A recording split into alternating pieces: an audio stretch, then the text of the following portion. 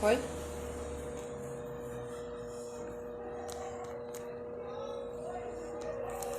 Bom dia a todos.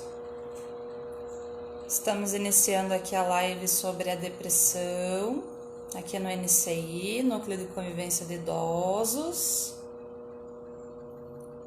Vamos aguardar um pouquinho as pessoas chegando. Vou falar de um assunto bastante importante, né, que ele já tem foco há um bom tempo no mundo, no Brasil, né? A depressão ela é considerada o mal do século, segundo a Organização Mundial da Saúde, né? Então, é um transtorno psiquiátrico que atinge milhões e milhões de brasileiros, atinge pessoas em todo o mundo, no geral, né? E a população é sempre afetada com esses sintomas da depressão. No mundo, ele é considerado um fator principal de incapacidade, né, sendo também a principal causa de mortes advindas de suicídio, né? Então, normalmente a pessoa que tem a depressão, ela, dependendo da situação, se está tendo uma depressão grave, vem o suicídio, né? Se a depressão está aí agravante. Então, o que é depressão? Muitos perguntam o que é depressão. É uma doença de saúde mental grave, que apresenta sintomas de tristeza profunda, perda de interesse em atividades que traziam prazer e hoje é baixa estima, né? Então, antes conseguia fazer as atividades, hoje não consegue mais. Então, perda de interesse nessas atividades, né? Afeta bastante a negatividade e as pessoas começam a colocar o não como foco na vida, como a preferência e não a positividade, né? E é a forma que ela está se sentindo naquele momento. Então, ela pensa e atua dessa forma, negativamente. Existe tratamento, né? Podem muitos perguntar, existe sim tratamento. Então, quando a pessoa identifica, a melhor forma é buscar tratamento. E é um tratamento conjunto de psicoterapia e psiquiatria, né? Então, muitas vezes as pessoas acreditam que só a medicação vai melhorar, vai haver aí uma cura, e na verdade não, né? Muitas vezes essa depressão ela é leve, você consegue tratá-la com a psicoterapia. Então vai depender muito de paciente para paciente, de pessoa para pessoa, né? Cada pessoa tem uma forma de demonstrar, de expressar essa depressão. Então cada um funciona de uma forma dentro da depressão e ela tem vários níveis. Tem a leve, tem a moderada, tem a grave, então vai depender muito da situação da depressão e como que a pessoa identificou, né? Estão chegando aí, Eliana, bom dia, Eliana de Loreto Aranha, Glorinha Rocha, bom dia para todos, eu sou a Pamela Van Erven, psicóloga do Núcleo de Convivência de Idosos, estou aqui hoje com um tema importante, interessante para todos nós, para nossa vida. E como que essa pessoa se sente, né, com a depressão, né? Então eu estou falando maneiras aqui de vocês identificarem, tá? Ela pode se sentir triste, deprimida. Muitas vezes as pessoas costumam falar sobre tristeza e depressão, né? Então a tristeza ela acontece de uma forma e a depressão ela acontece de outra. Então não podemos confundir as duas coisas, né? Então o que acontece? As pessoas têm dias que estão boas, tem dias que não estão muito boas, né? Tem dias que elas estão felizes, tem dias que não estão tão felizes assim. Então, quando ela se sente triste, é uma coisa. Eu posso me sentir triste, alguém que trabalha comigo pode se sentir triste naquele dia, né? E assim vai, mas a depressão ela costuma ser identificada por vários fatores, vários sintomas, tá?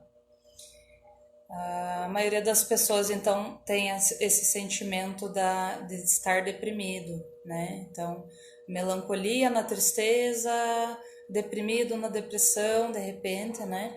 Porque a reação é normal com perda ou lutas da vida, né? Mas quando a tristeza ela começa a ficar intensa, profunda, incluindo uma sensação de desamparo, sem esperança, sem valor, né? Durante muitos dias e semanas, a identificação é essa, né? Não é apenas um dia ou outro, são dias, são semanas, são meses nessas condições de sentimento, tá? É importante também saber quais são esses sintomas que a doença apresenta, né? Que eu vou falar aí para vocês.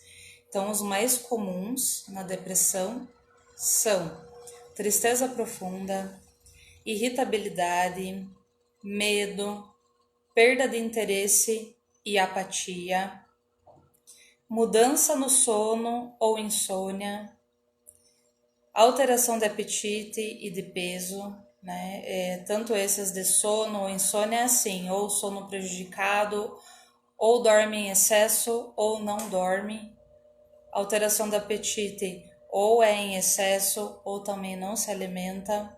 Muito cansaço, sentimento de culpa, falta de concentração nas atividades que antes fazia de uma forma feliz, dedicada, e hoje, né, vem a baixa autoestima por conta da situação apresentada. Pensamentos suicidas, de repente, às vezes é só um pensamento, não é uma ação, né? Então, o pensamento suicida também ele tem vários níveis, vários contextos, né? Ele pode ser apresentado como só um pensamento ou de repente é um planejamento após uma ação, né? Então, pensamentos suicidas no geral. Raciocínio lento, bastante importante falar sobre isso, porque as pessoas costumam ficar só num tipo de pensamento e daí o raciocínio ele começa a ficar lentificado, né? Perda de libido, mudanças dos movimentos corporais, dores físicas e angústias, muito cansaço, como eu falei para vocês, né? Então é bastante importante saber diferenciar as dores físicas, as angústias. Essas são as maiores dificuldades de quem convive e vive esse sintoma, né? De repente, o familiar também está por perto e começa a identificar, ou às vezes não identifica também por não conhecer o que é a depressão, né? Porque, assim, nos dias de hoje, as pessoas parece que estão agora começando a entender o que é realmente a depressão. Mas muitas delas ainda, boa parte dessas pessoas pensam que a depressão é frescura, né? Que é uma característica que a gente costuma dizer, que as pessoas falam que é frescura e não é, de repente porque elas não têm esse conhecimento, não têm essa leitura, não pesquisa sobre e realmente ela existe e ela pode sim causar morte, né? Se ela não é tratada. Também assim, a tristeza, como eu disse para vocês, é uma reação natural às situações difíceis de serem vivenciadas e sentir tristeza também é saudável. A gente precisa passar por essa fase, né? A gente tem a alegria, tem a tristeza, tem a felicidade, tem a angústia, mas precisamos identificar cada situação como ou tristeza ou realmente uma depressão, né? Então, sentimos tristeza como, né? Com mudança de emprego, com uma doença, com uma perda significativa, né? Uma mudança de fase de vida também, que pode ser algo novo para a pessoa, então para ela se adaptar a tudo isso, pode levar um tempo, como eu disse para vocês, né? De pessoa para pessoa realmente, né? Então a gente precisa saber que cada caso também é um caso aí na depressão e envolvendo também a angústia de cada pessoa, né? Então, a depressão, ela sempre vem acompanhada de outros sintomas, diferente dessa tristeza, tá? Só para vocês entenderem essa diferença de tristeza e depressão. Até aí, alguma dúvida? Querem perguntar alguma coisa? Estou aqui à disposição de vocês para a gente conversar, ter um bate-papo, né? Sobre essa depressão, tá? Tô visualizando aqui a Eliana de Loreto e a Glorinha Rocha, né? Quem mais? Alguém tem alguma pergunta até o momento? Tá bem explicativo? Alguma pergunta, alguma dúvida? Fiquem à vontade para a gente conversar aí um pouquinho, tá? Então, quem pode ter essa depressão, né? O quadro depressivo, ele afeta pessoas de todas as idades, tá? Então, raças, diferentes raças, fatores culturais. O que acontece muito as pessoas terem vergonha de admitir e procurar melhorias, né? Através de outras atitudes. Às vezes elas não sabem como ter essas melhorias, o que fazer em relação, né, à depressão. Será que estou com depressão ou será que estou com uma tristeza? Então hoje vocês vão saber identificar, porque esses sintomas que eu falei para vocês da tristeza é uma coisa e os sintomas da depressão é um conjunto de palavras, de reações, de expressões, de comportamento, tá? Ninguém tem pergunta até agora? Um fato bastante importante também é quais as causas e fatores desses riscos de depressão, né? Então, é uma descompensação de neurotransmissores, né? Não tem uma causa específica e muito provavelmente a causa é multifatorial. Então, ela é derivada de uma combinação de fatores genéticos, biológicos, ambientais, psicológicos. E os principais fatores são os genéticos, né? Ter um familiar imediato com um transtorno mental ou um transtorno de humor que pode aumentar seu risco, tá? Distúrbio do sono, né? Como a gente comentou, os problemas crônicos de sono, como insônia, estão associados também à doença, tá? A depressão é uma doença, tá, gente? Voltando a falar sobre ela, mas ela tem sim cura, ela tem tratamento, tá? Basta o profissional estar junto com esse paciente, com essa pessoa que identificou ou não esses sintomas, tá? O que pode causar também é as circunstâncias da vida, que nem eu disse, né? Eventos felizes, como ter um novo emprego, pode aumentar o risco de algumas pessoas também desenvolverem um quadro de depressão quando sai desse emprego, né? Abuso de substâncias, drogas e álcool podem levar também a essas mudanças, né? E, essas mudanças químicas no cérebro, né, que podem contribuir para desenvolver a doença. A automedicação também é muito importante falar para vocês, né, que é preciso sim procurar uma ajuda de um profissional, porque a automedicação, a pessoa mesma se medicando, não é o suficiente para tratar esses sintomas, né? A gente precisa sim procurar uma ajuda profissional, tá?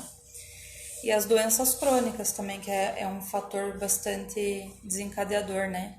Outras condições crônicas como a diabetes, a artrite, a dor crônica, a doença cardíaca, tireoide também é bastante importante, né? E outros fatores que podem estar associados ao desenvolvimento da doença, tá?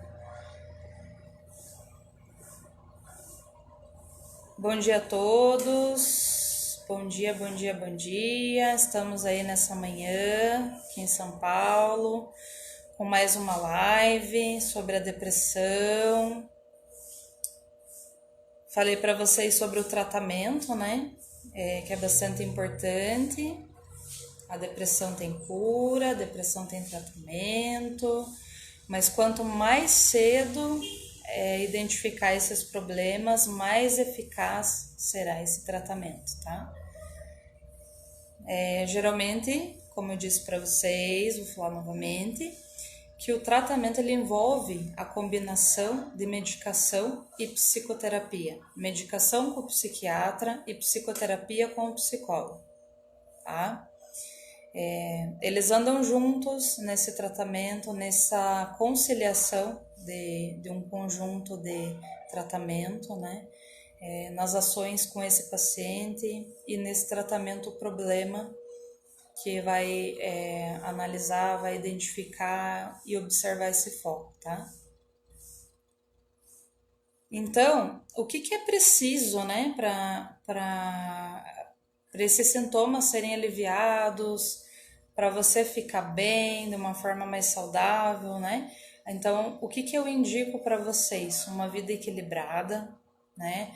Fazer atividade física, estar em contato com pessoas. A gente sabe que nesse momento do isolamento social, do confinamento, a gente sabe que não é possível, mas a gente pode alternar as coisas, a gente está fazendo as trocas, as adaptações agora sobre toda essa situação. Então, a vida equilibrada é o quê? Nós aqui do NCI estamos promovendo várias lives, atividade física com os professores oficineiros, a gente faz atividades também para a mente, né? Vamos iniciar aí os grupos das atividades também com psicoterapia, grupo de reflexão. Então, estamos toda semana, todos os dias promovendo essa qualidade de vida e bem-estar para vocês, estando realmente em casa, né? Agora com a tecnologia, alguns já tinham esse costume de ter a tecnologia, de estar atualizada, e agora a gente precisa desses momentos de relaxamento, trazer esses benefícios físicos e psicológicos para vocês, tá? Então, hoje eu tô aqui para fazer uma introdução desse assunto, tá? Vou passar a palavra para uma amigona nossa, para uma usuária aqui do nosso serviço, uma convivente, né, que passou e superou, está superando, está fazendo esse tratamento, e ela aceitou falar sobre a depressão. Então eu vou passar para ela. Quero que vocês tenham um bom dia, espero que vocês tenham um ótimo aprendizado hoje e estamos aqui para orientá-los, tá ok? Vou passar a minha palavra hoje para Helena. Um abraço a todos.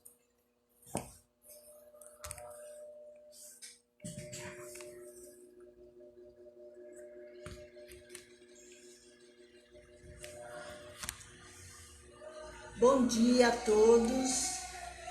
Hoje eu vou falar um pouquinho daquilo que eu passei, a depressão. Muito difícil, mas antes de iniciar, eu quero falar para vocês um versinho que eu já fiz há 7 anos atrás. E vocês, minhas rosinhas, será que vão aguentar serem tiradas da sua casa e irem para outro lugar? No meu jardim com cuidado, eu as replantei. Agora é aguardar se elas vão pegar. E foi assim que eu me senti no início da minha depressão. Eu fui tirada da minha casa, o NCI, onde eu fazia muitas atividades, onde eu florescia. De repente, tudo se acabou. Eu fazia 2 atividades por semana, mas eu ia lá todo dia. Porque eu, aos 70 anos, no NCI, eu virei youtuber. Olha só que coisa boa! Então, eu ia lá todo dia para fazer as gravações. E já vou aproveitar e falar que o meu canal no YouTube é Lena Vitória 1460. Não sou candidata a nada.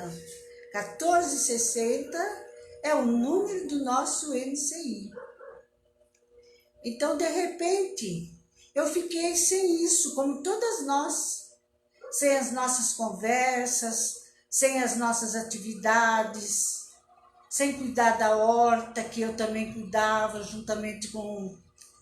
agora me fugiu o nome, como chama o seu Rubens, que ele vem 2 vezes por dia, vinha 2 vezes por dia cuidar da horta. Mas essa horta, eu iniciei no primeiro dia que eu pisei aqui no NCI, em seguida já tivemos oficina de horta e eu fiquei responsável por ela. Trabalhei muito lá em cima, que é uma coisa muito prazerosa. Então, tudo isso nos foi tirado, assim, de repente. E nós ficamos aonde? Na nossa casa, que é o melhor lugar do mundo para a gente ficar. Só que uma coisa muito importante nos foi tirada, a nossa liberdade de ir e vir. Ficamos confinados no nosso lar, sem poder sair, sem poder conversar. Aí, no último dia que eu vim aqui no NCI, chegando em casa, eu vi que o meu filho já tinha chegado. E eu falei, ele não está bem, porque ele tem alguns probleminhas de saúde. Eu fui na casa dele, ele estava deitado. E logo foi me falando, mãe, me leva para o hospital, porque eu estou novamente com água no pulmão. Imediatamente eu já o levei no hospital, e lá ele chegou, graças a Deus foi logo atendido, ele ficou internado. Passei a noite lá, porque já era muito tarde para voltar sozinha para casa. No dia seguinte vim para casa, e durante a manhã ele me ligou. Mãe, eu estou no isolamento, eu estou bem, mas eu estou no isolamento, porque eles vão fazer o teste do coronavírus. Fiquei 2 dias sem ver meu filho, a não ser através do celular, que graças a Deus, hoje temos essas tecnologias maravilhosas que a gente pode se comunicar. Depois disso daí, ele ligou, mãe, eu vou para a UTI.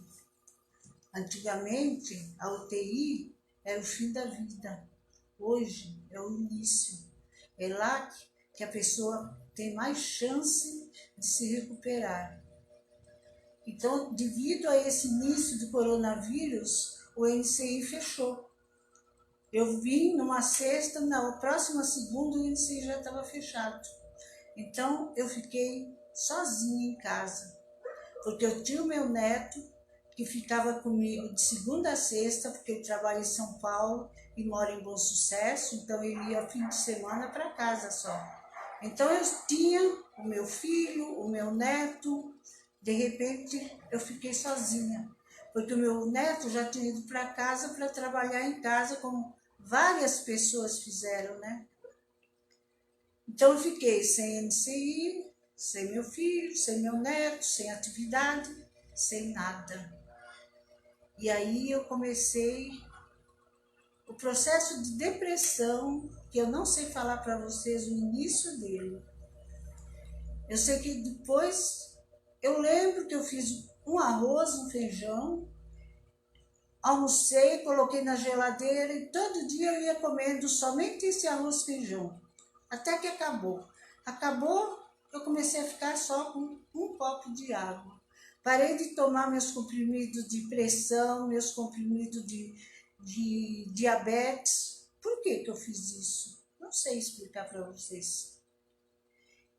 Eu ia visitar meu filho dia sim, dia não, na UTI, porque eu também tinha receio da gente levar alguma coisa para dentro de uma UTI. Então isso daí foi me deixando depressiva. Eu tomava banho quando ia no hospital. eu ficava em casa, confesso para vocês, eu não sei quantos dias eu fiquei sem tomar banho. E olha só que coisa louca. Eu levantava 3 horas, 4 horas, mas não que eu estivesse dormindo. Eu ficava, porque eu não tenho assim sono. Para mim, 4, 5 horas de sono é suficiente. Mas eu não tinha coragem de levantar na cama. Quando eu levantava da cama, eu ia para o sofá. A cama e o sofá parece que me chamavam. Muitas vezes eu me trocava, porque era uma coisa que eu fiz diariamente. Eu levantava, tirava meu pijama, escovava meu dente, lavava meu rosto, penteava meu cabelo. Se eu fazia isso, por que eu não tomava meu banho? Eu tomava banho 2 vezes por dia. Eu tomava banho quando eu levantava, que eu lavo a minha cabeça todo dia, e tomava banho na hora de dormir para vestir pijama. Isso daí sumiu da minha cabeça. Não vinha, tem que tomar banho. Aí quando eu ia no hospital, que meu filho falava, mãe, vem no hospital. Aí eu ia, tomava banho, lavava a cabeça e ia. Um dia ele me ligou, falando, mãe, vem no hospital que o médico quer falar com você. Foi um dia muito difícil. Eu fui com meu coração na mão, porque eu sabia, não que ele estava assim ruim, mas ele tem vários probleminhas. E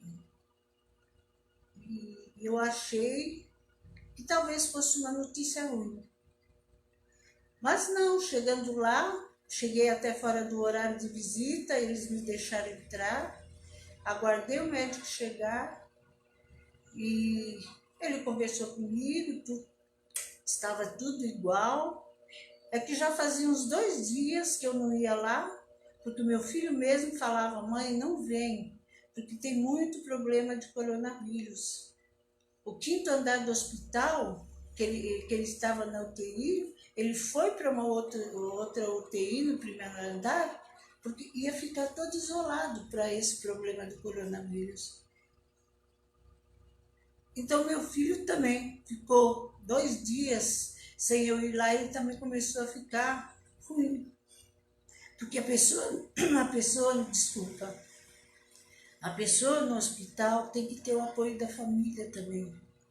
É essencial para a pessoa que está doente saber que as pessoas estão cuidando dele, estão se preocupando com ele, em qualquer situação. Eu sei que depois eu voltei para casa e eu continuei na vida de cama e sofá. Eu fiquei mais de 2 meses quase, que eu nem no portão eu não ia. Eu comecei a não fazer absolutamente nada. A minha filha e a minha neta vinham de Bom Sucesso fazer faxina para mim, lavar a roupa, passar. A roupa de cama minha filha trocava, porque senão eu ficava dormindo naquela roupa lá, sem me preocupar. Vocês podem pensar, nossa, quanto sofrimento, né? Não, eu não tinha sofrimento nenhum, porque a minha cabeça estava absolutamente sem pensamentos. Eu colocava a minha cabeça no travesseiro de noite, o que eu pensava só? A casa da Sônia, essa minha grande amiga que nos deixou domingo passado, e a casa da Rosa. Por que eu pensava nessas 2 casas? Por que não a casa da minha filha ou a casa do meu filho que mora em Minas? Não, era só isso. Mas eu não pensava em objetos que tivesse na casa. Era somente isso. A casa da Sônia e a casa da Rosa. Depois de um tempo, esses pensamentos saíram. Teve uma chuvinha que pingou um pouquinho no meu quarto. Aí 1 gota, 2 gotas no meu quarto. Aí meu pensamento já foi assim. Essa gota virou uma cachoeira no meu quarto. Levantou todas as lajotas do meu quarto. Essa água passou para baixo, para a sala. acabou com a minha sala e a minha casa caiu. E eu fiquei sem casa para morar. Durante vários dias e dias e dias, esse era o meu pensamento quando eu deitava. Durante o dia, eu não pensava em nada. Eu deitava no sofá, não ligava a televisão, eu não abria a minha casa, que era um costume. Quando eu levantava, a primeira coisa que eu ia fazer era abrir todas as portas, janelas, para entrar ar, para renovar o ar da minha casa. Eu não fazia nada disso. Eu fui ficando tão ruim, depois que meu filho saiu do hospital, bem recuperado, graças a Deus. Ele saiu numa sexta-feira da UTI e foi para o quarto, sábado ele já teve alta. Ele ficou domingo em casa, na segunda-feira ele já estava trabalhando e está trabalhando até hoje, graças a Deus. Quando ele chegava de noite para jantar, sabe o que eu fazia? Arroz. Somente arroz. Com carne, linguiça, frango, ovo. Tinha tudo isso no freezer, era só fazer. Mas eu não fazia. Durante vários dias, eu e ele comemos arroz puro. Eu ainda perguntava para ele, tá gostoso, filho? E ele falava, tá, mãe, tá muito gostoso.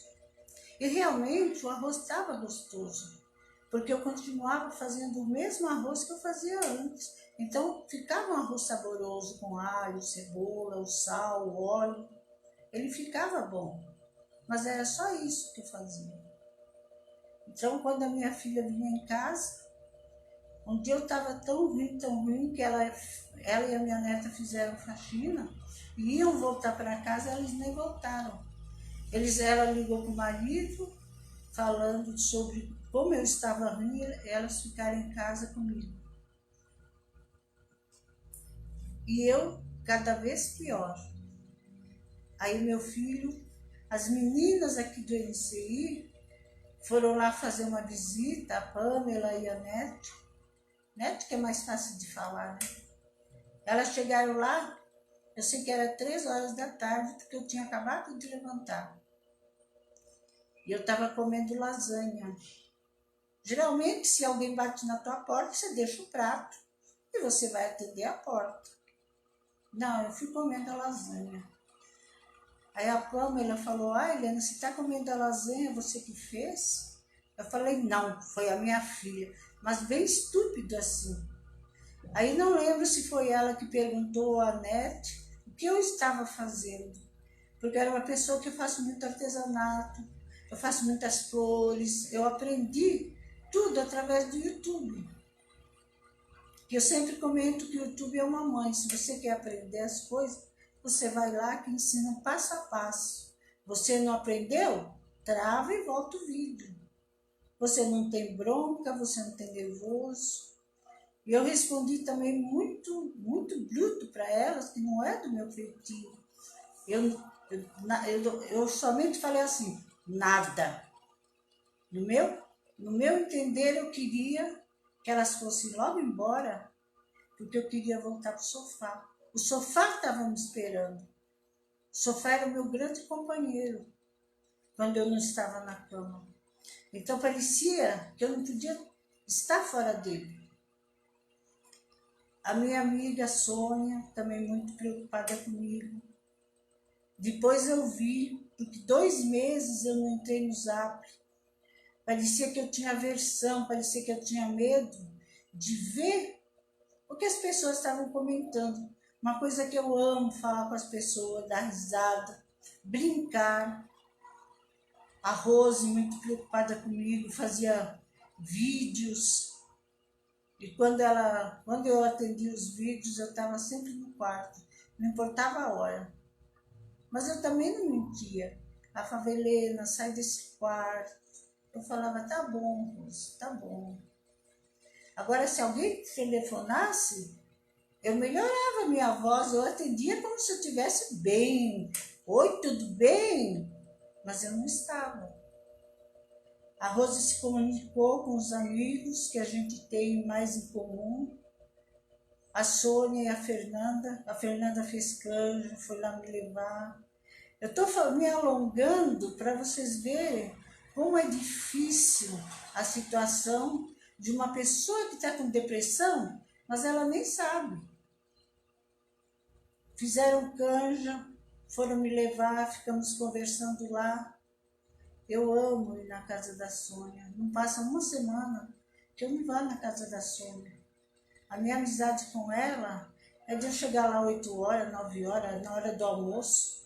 Quantas vezes eu saí do ICI, eu ia para a casa dela, que depois eu tinha uma atividade, uma palestra aqui no ICI, eu almoçava lá e depois eu vinha para cá. E uma pessoa que eu amo tanto, a gente estava conversando também e eu estava pensando, o meu sofá está me esperando. Então eu tinha desejo também que eles fossem embora, porque eu precisava voltar para o meu sofá. O Antônio, que todo mundo do INSEI sabe quem é, que é o rapaz que é o filho da Dona Tereza, que a Dona Tereza frequenta aqui, é o que tem as ideias da festa, que eu, a Rosa e ele, a gente é que enfeita as festas para o INSEI, então a gente tem tanta camaradagem. A Dona Tereza sempre falava assim, você tá de carro? Se eu falasse que não, ela logo falava assim, então o Toninho vai te deixar em casa. Quantas vezes eles me deixaram em casa? E o Antônio foi em casa com a desculpa de me levar aqui. Eu cheguei no portão, eu não conheci. Eu perguntei para ele, quem é você? Aí ficamos conversando um pouquinho, ele me deu os caqui, mas a minha vontade também é que ele fosse logo embora, porque o sofá estava me esperando. Eu tive também muito apoio da minha família, do meu filho, da minha filha, dos meus netos, do meu genro. As meninas estavam sempre ligando para o meu filho, falando que eu não atendia o zap, que elas mandavam mensagem, eu não respondia.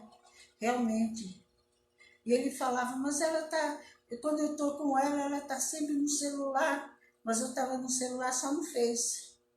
Que tinha meia dúzia de reportagem que vinha sempre no celular. Aí você olhava a data, assunto de 3, 4 anos atrás. Mas eu li aquilo lá 10 vezes. Por quê? Eu não sou de ficar vendo coisa de artista assim, né? Mas eu ficava assim, só para ele ver, talvez, não sei, porque eu também estava no celular, né? Aí, depois de um tempinho, o meu filho conseguiu marcar uma consulta com a psiquiatra. Um dia antes de eu ir na consulta, ela me ligou, falou que devido ao coronavírus, ela ia conversar comigo através do telefone. Então nós conversamos bastante e ela falou, eu vou te mandar a receita. Ela me mandou a receita para o celular, só que eu não sei mexer direito, eu sei mexer no celular aquilo que eu faço.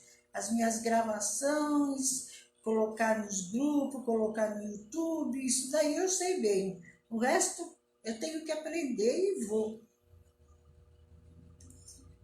Aí depois eu não sabia, e 2 dias meu filho falou, mãe, mas e a sua receita? Aí ligou lá novamente, aí me mandaram entregar o Sedex. Aí eu comecei a tomar a medicação, mas eu continuava ruim.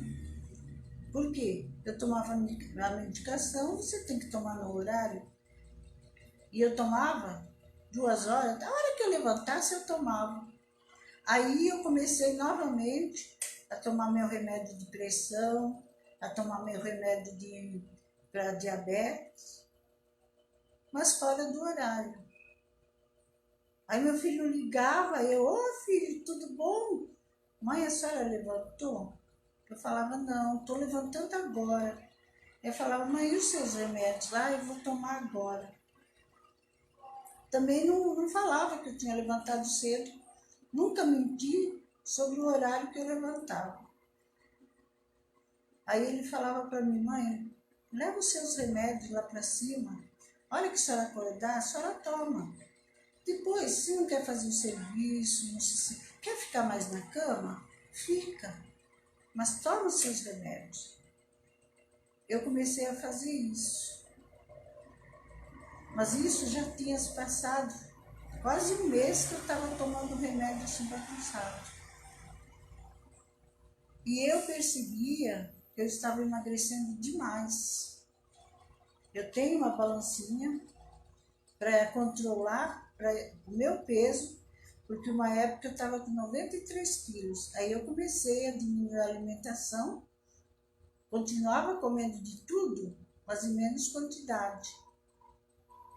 Durante muito tempo eu fiz isso.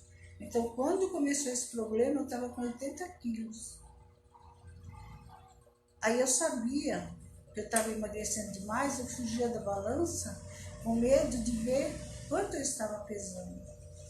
Depois de muito tempo tomando o remédio, aí um dia eu tive coragem de subir na balança e deu 72 quilos. Então eu tinha perdido 8 quilos em muito pouco tempo. E isso estava me afetando. Porque eu passava meus dias com um copo de água que eu tinha tomado os comprimidos. Chegou ao ponto que a minha filha tinha que fazer comida na casa dela, colocar nas embalagens, congelar e trazer. Porque depois nem o arroz puro eu não fazia mais. Então aí ficou bom. Porque aí meu filho levava também para almoçar, porque os restaurantes estavam todos fechados. Porque meu filho também, ele comia de acordo com o que eu comia. Ele chegava em casa depois, não tinha nada. Ele começou a me levar para eu poder sair, porque eu tinha pavor de sair. Essa coisa de noticiário, eu pensava assim na minha cabeça, meu Deus, o Brasil vai acabar. Vai morrer tanta gente que vai ficar pela rua e aqueles que se salvarem do coronavírus vão morrer de outras doenças que vai pegar daqueles cadáveres que estão na rua. Esses pensamentos passavam pela minha cabeça, mas somente isso. Então se pensava só em coisa ruim. Então quando a minha filha fez isso daí, então eu na hora do almoço, de manhã, a hora que eu levantasse, eu já tirava a marmitinha, esquentava no micro-ondas e comecei a me alimentar. Aí o meu organismo começou a reagir.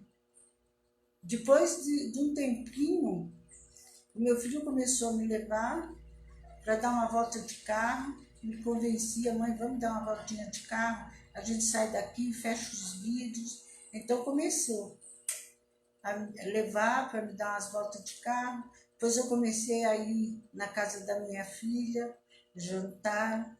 Então, dia sim, dia não, eu ia para a casa da minha filha. Então, eu comecei a me alimentar, assim como meu filho começou a se alimentar direito, que ele também não se alimentava. Foi uma fase muito difícil. Precisava tomar sol, lá na casa da minha filha tinha espaço para tomar sol. Meu filho ia, ficava lá tomando sol. Ele falava, mãe, vamos tomar sol, mas eu não queria. Eu fazia na casa da minha filha a mesma coisa que fazia em casa. Chegava, falava oi e sentava no sofá. E eu não estava falando, eu não tinha lágrimas. Minhas lágrimas secaram. Os meus olhos ficavam tão secos que eu precisava molhar o dedo para passar nos olhos, porque eles até doíam, tão secos que eles ficavam. Então, é uma fase muito difícil. Quando já estava quase terminando o remédio da psiquiatra, meu filho novamente marcou uma consulta com uma geriatra. Meu genro e minha filha me levaram. Levamos o remédio que eu estava tomando E ela falou, a hora que você terminar esses remédios, você começa a tomar essa receita que eu vou te dar. Então, quando já estava quase no finalzinho, 15 dias atrás, eu comecei a sentir uma melhora. Eu estava na casa da minha filha, levantei do sofá, fui lá na cozinha e comecei a conversar. E meu filho comentou, que bom, mãe, que a senhora já está falando. Eles tiveram muita paciência, muito amor. Porque do jeito que eu estava, eu não falava nada. Eu fiquei muda. Eu passei muita fome na minha casa. Não que eu não tivesse a comida, simplesmente porque eu não comia.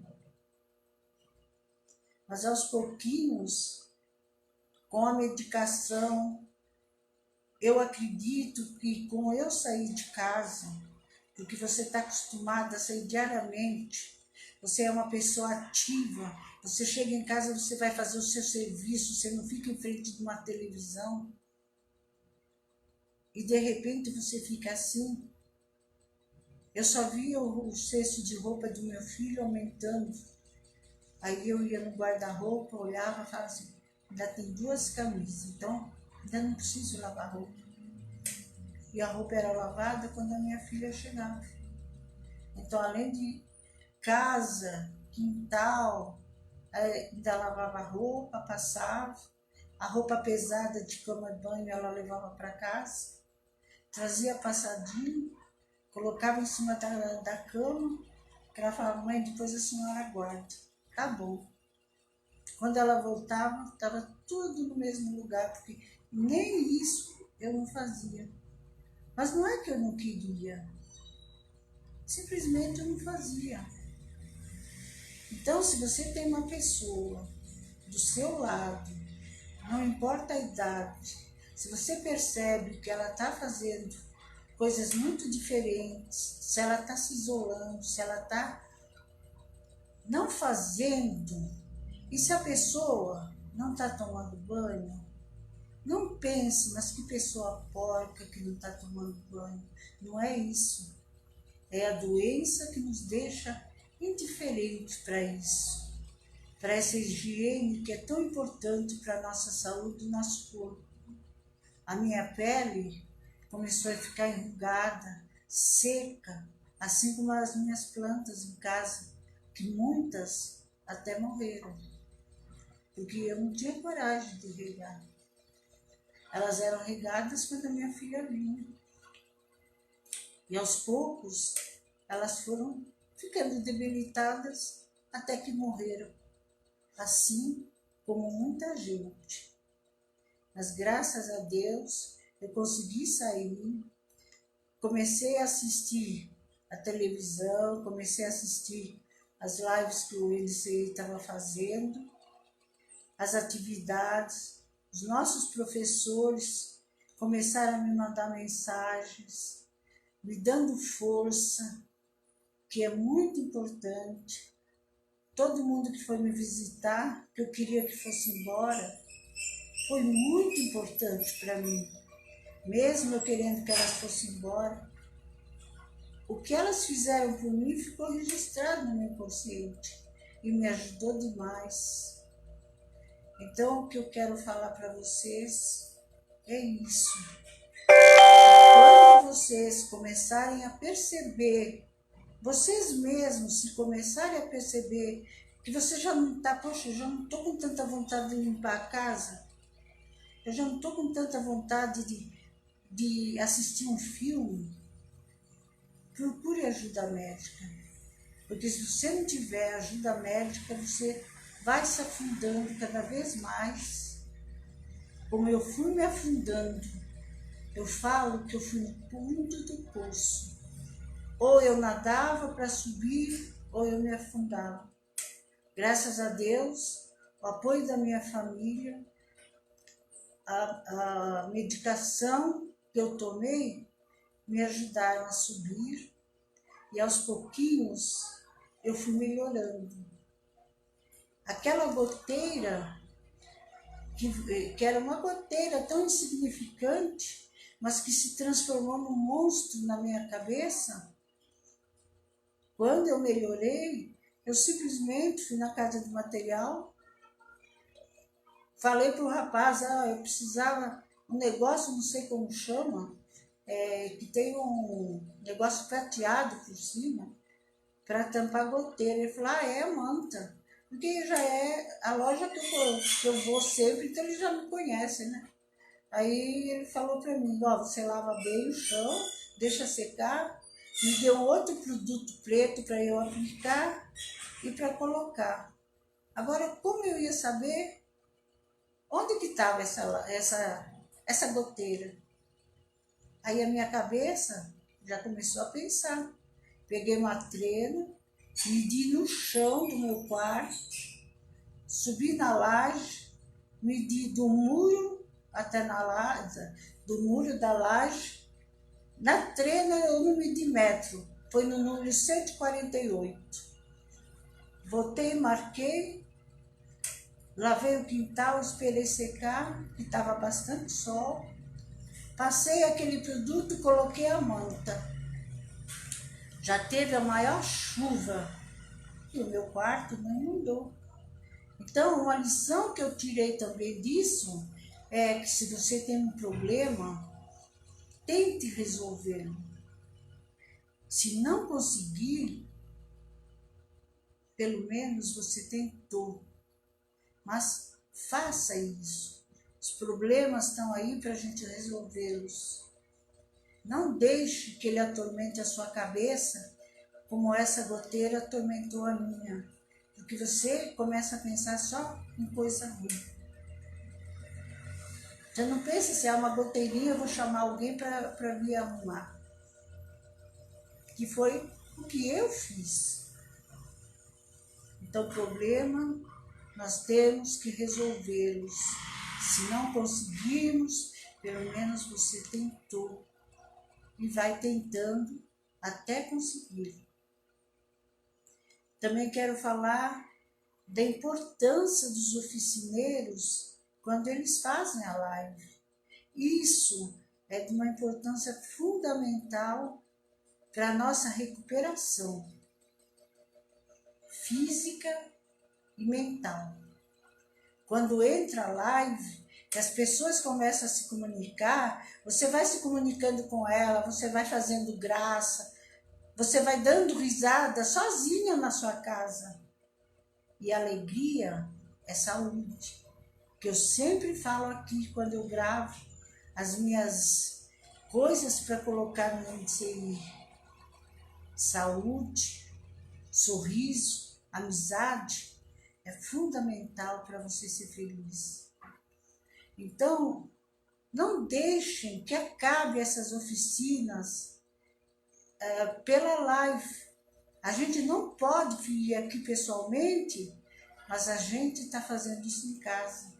E com isso, a gente tem aquele compromisso, como agora eu sei.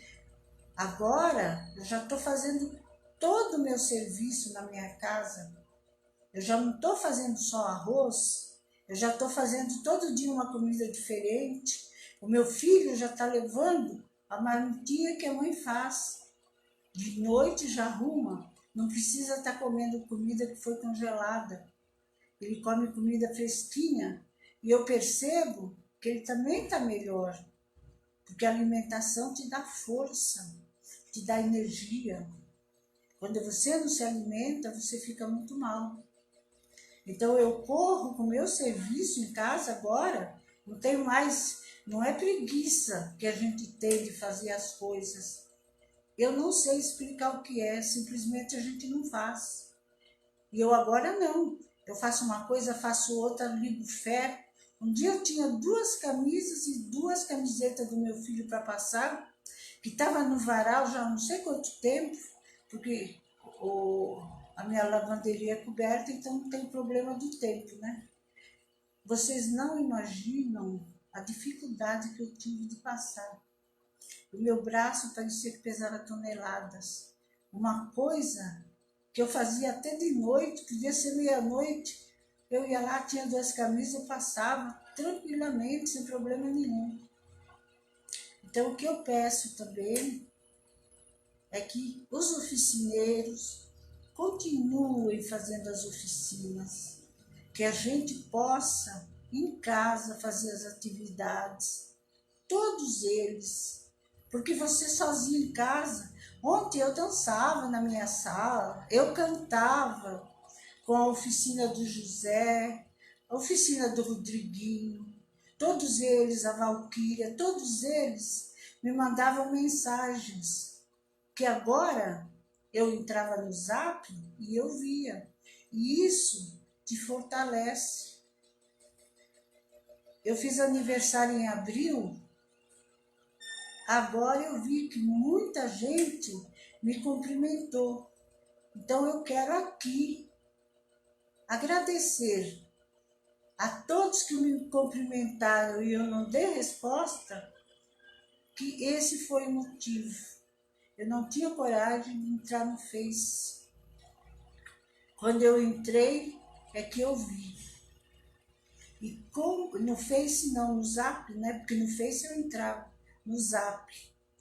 Agora eu entro diariamente no Zap. Outro dia até postei que eu fui fazer arroz e queimou o arroz. Eu falei, ou você fica no Zap, ou você faz o arroz. Então agora, todo dia de manhã eu entro no Zap, eu coloco mensagem, eu me gravo e mando para o NCI todos os recados do NCI. Então, quando vocês abrem no NCI que vê a minha cara, vocês já sabem, vocês já estão acostumados que é recado. Porque às vezes a gente só digitando, a pessoa não lê. Eu comecei a gravar áudio, mas percebi que as pessoas também não escutavam. Então eu vou continuar. Quando vocês virem a minha cara, pode abrir porque tem recado. E eu vou terminando aqui esse meu bate-papo com vocês, falando sobre a feijoada que a Associação Mulheres de Jova Rural está fazendo. Ela vai ser vendida, ela está sendo vendida a R$ 25. Estamos vendendo aqui no MCI. E quero falar para vocês que todas as feijoadas que são vendidas no MCI, o dinheiro é para o MCI, assim como em todas as outras organizações. Cada núcleo que vender a feijoada, o dinheiro é para aquele núcleo. E, gente, nós estamos precisando muito. Você que está me ouvindo, venha e compre a sua feijoada e retire no sábado. Se por qualquer motivo você não puder vir retirar, você fala para as meninas que elas entregam. Olha só, nós temos um motoqueiro que se dispôs a colaborar com a MCI, entregando as feijoadas na sua casa. Você quer coisa melhor que isso? Mas só para quem não tem realmente como vir retirar. Você que tem as perninhas boas, e todo mundo tem perninha boa aqui no MCI, porque se você está praticando atividade aqui, é porque você está bem. Mas se por qualquer motivo você não puder nesse dia retirar, dê o seu convite para uma pessoa, uma família que possa vir retirar. Uma amiga, se comunica com uma amiga, olha amiga, eu não posso ir buscar, você pega para mim. Mas não deixe de colaborar, porque é muito importante.